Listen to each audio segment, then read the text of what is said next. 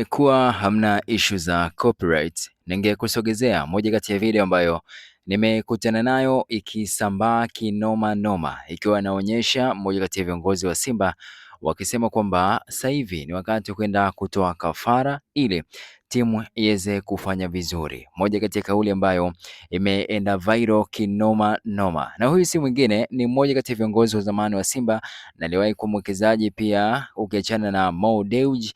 Huyo ni ndugu yake anaitwa Azim Dewji.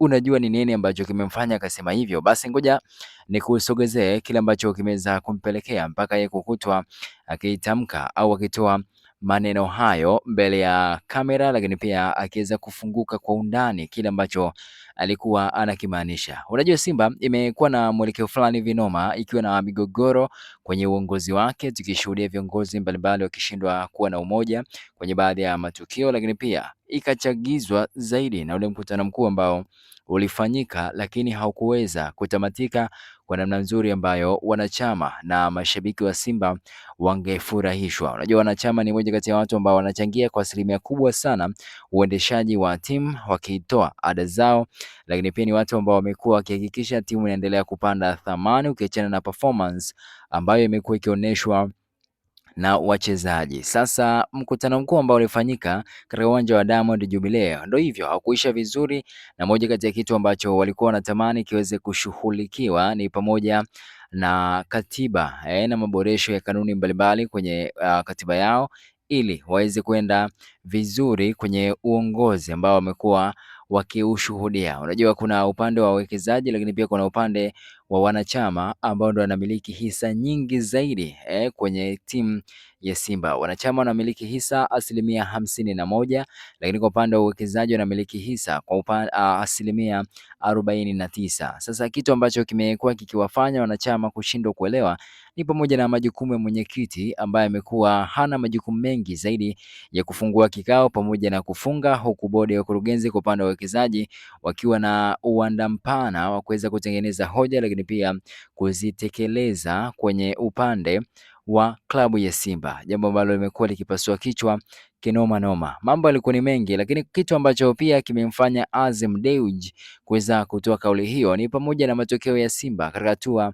ya makundi ya ligi ya mabingwa barani Afrika ambapo wameweza kupoteza mechi mbili. So Azim Dewji akasema kwamba ili waweze kuwa na performance noma zaidi inabidi watoe kafara ya ngamia ili zile nafasi ambazo wamekuwa wakizikosa kosa basi ziweze kufanywa kazi vizuri. Na ukitazama Simba waliporejea kwenye ligi kuu soka Tanzania bara, tumeweza kuona kiwango chao kikiwa ni kiwango kizuri, wakiweza kupata ushindi mnono dhidi ya Mbeya City mabao 3-0 katika uwanja wao nyumbani wa Meja General Isamuhyo, ambao ndo anautumia kama uwanja wao nyumbani baada ya uwanja wa Mkapa kuweza kutengwa au kuweza kuachwa ili maboresho yaweze kuendelea kufanyika. Sasa jambo ambalo limemfanya pia Azim Dewji aseme hivyo ni kwamba amesema kama klabu ya Simba pia inapaswa kuweza kumwamini Selemani Matola aweze kuwa kocha mkuu na kuweza kuondokana na ile dhana ya kwamba makocha wazawa hawawezi kuviongoza vyema vilabu hivi vikubwa,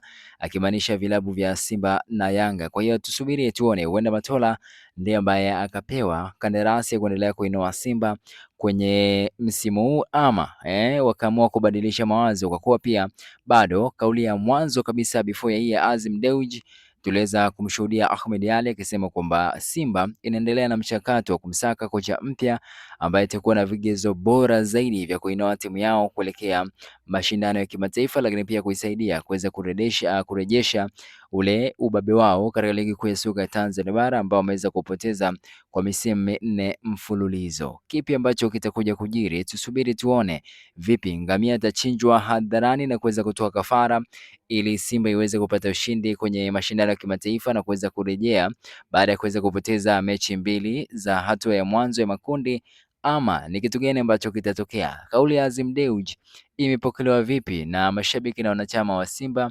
Ni unyama utafanyika kweli ama kuna jambo ambalo litapelekea kile ambacho wanakimaanisha kushindwa kufanyika? Tutasubiri na tutaona. Ikumbukwe Simba hiyo kesho wana mchezo wa Mzizima Dabi dhidi ya wanalambalamba Azam FC, mchezo ambao utachezwa wakiwa wao ndio wenyeji katika dimba la Meja General Isam ni Benjamin Mkapa. Kutokana na ukubwa wa hii mechi inachezwa pale Benjamin Mkapa, na tayari amekwisha kutangaza viingilio VIP mzunguko pamoja na VIP A. Yani VIP A ni 20, VIP B ni 10,000 pamoja na mzunguko ni shilingi 5,000. Mchezo unachezwa majira ya saa 10 kamili za jioni kwa saa za Afrika Mashariki. Show zinaendelea kusimamiwa na Tolanga mtu mzima Seleman ambaye ndo atakuwa anakiongoza kikosi hicho kwenye mchezo wake huu wa